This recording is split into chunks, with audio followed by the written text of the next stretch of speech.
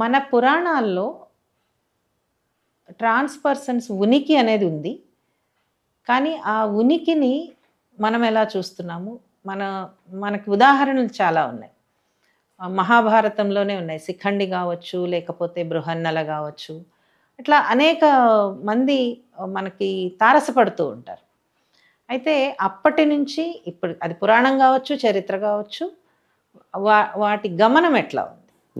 అంటే ఒక ట్రాన్స్జెండర్ వ్యక్తిగా మీరు నన్ను ఈ ప్రశ్న అడిగినప్పుడు ఎంతో సమగ్రంగా నా అబ్జర్వేషన్ చరిత్రను కానీ మతాన్ని కానీ జెండర్ని కానీ దృష్టిలో పెట్టుకొని ఒక డిఫరెంట్ సమాధానం నా నుంచి వస్తుంది. ఎందుకంటే సమాజం అంతా కూడా ఆడ మగ అనే బైనరీలోనే ఉంది.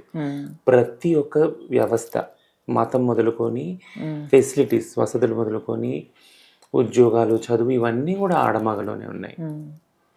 No doubt for that. ఆడమగలో ఉన్న జెండర్ వ్యవస్థ ఏదైతే ఉందో ప్రతి ఒక్క రాజకీయాన్ని అదే నిర్దేశిస్తుంది.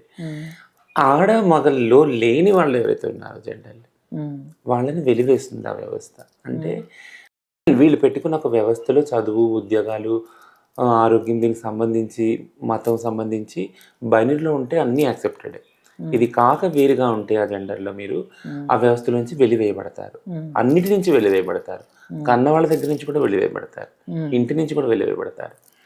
వెలివేయబడటమే కాకుండా ప్లస్ ఏం చెప్తానంటే పనిష్ చేయబడతారు, శిక్షించబడతారు.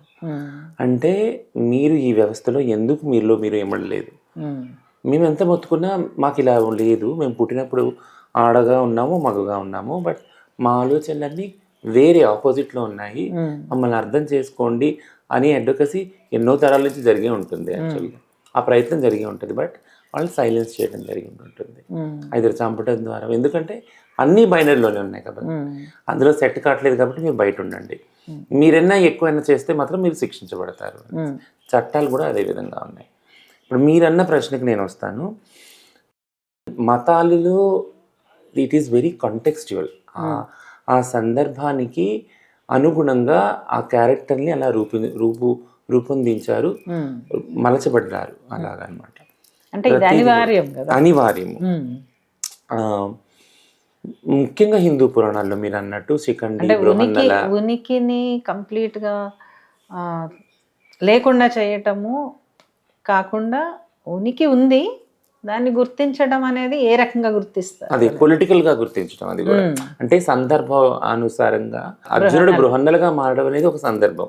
పొలిటికల్ గా అక్కడ డిజైన్ చేసి ఉంది ఏంటంటే తను అజ్ఞాతవాసం చేయాలి కాబట్టి బృహన్నలుగా మారాడు. శిఖండి అంటే భీష్ముడిని ఎవరొకరు వధించాలి. భీష్ముడు ఎవరి వల్ల వధిస్తాడు? పొలిటికల్ గా ఆలోచిస్తే ఎవరైతే ఆడమగ కారు పిల్లలు ఆడవాళ్ళ ముందు శస్త్రాలు ఎత్తాడు, అస్త్రాలు ఎత్తాడు. సో కాబట్టి అలాంటి క్యారెక్టర్ని తీసుకొచ్చి అర్ధనారీశ్వరుడు అంటే శివుడు చూపించాలి, సగం పార్వతి సగం శివుడు, మగ ఆడతత్వాన్ని చూపించాలి. ఇంకా మోహిని అవతారం అంటే విష్ణు మాయ. మాయ అంటే it's a mystery, it's a mystic character actually. అటు అంటే ఆ మాయలో అన్నీ మిళితమైపోతాయి అనమాట. క్యారెక్టర్ జెండర్ ఉండదు, అంత ఫ్లూయిడిటీ ఉంది అందులో. ఆడమగ ఉండదు, ఆడమగ కలిసి ఉంటుంది. విష్ణువే ఆ మోహినిగా ఆడగా తయారయ్యాడు. ఆ మోహిని మళ్ళీ శివుడు చూసి ఆకర్షితులయ్యాడు, అయ్యప్ప పుట్టాడు. సో థింగ్ ఏంటంటే ఇది హిందూ పురాణాల్లో ఉంది. బిబ్లికల్ ఖురానిక్ వర్సెస్ తీసుకుంటుంటే, అంటే పురాణాలు తీసుకుంటే అందులో యోనక్స్ అనే ఒక క్యారెక్టర్ బైబిల్లో ఉంది. అందులో కేవలం దేవుడే చెప్పాడు ఇలాంటి వాళ్ళు పుడతారు, ఇలాంటి వాళ్ళు దేవుడి ద్వారా మలచబడతారు, దేవుడి కోసం ఉంటారు, మనుషుల వల్ల అవుతారు, ఇవన్నీ ఉన్నాయి. అదే సేమ్ ఖురాన్లో కూడా ఇదే ఉంది. థింగ్ ఏంటంటే మనుషుల ట్రాన్స్జెండర్ వ్యక్తుల ఉనికి ఉంది. కొన్ని చోట్ల కొన్ని రిలీజియస్ స్క్రిప్చర్స్లో యాజ్ ఇట్ ఈస్గా వాళ్ళకి అండర్స్టాండ్ అయిన దానిలో వాళ్ళని పెట్టారు, పొందుపరిచారు. కొన్నిట్లో పొలిటికల్గా ఆ క్యారెక్టర్స్ని చూపించారు. మనకి నాల్సా జడ్జిమెంట్కి వచ్చేటప్పటికి తులసీదాస్ రాసిన రామాయణంలో ఒక కథని, ఏదైతే రాముడు వనవాసం వెళ్ళేటప్పుడు మా వాళ్ళు ఆయన కోసం 14 ఏళ్ళు సరియు నది తీరంలో వెయిట్ చేశారన్నది టెస్ట్ మనీగా వెళ్ళింది. అందులో కూడా మీకు కలియుగంలో మేము వరమిస్తున్నాము, మీ దీవెనలకి విలువ ఉంటాయని. సో ఇవన్నీ కూడా కాంటెక్స్చువల్గానే ఉన్నాయి, ప్రత్యేకించి కమ్యూనిటీకి సంబంధించి ఏది కూడా లేదు. సో అలా అని మరి అంటే మా వాళ్ళు ఎలా మనగలిగారని నన్ను అడిగితే మతం అనేది లేకుండా పోతే అసలు బతికే వాళ్ళే కాదు అని చెప్తాను నేను.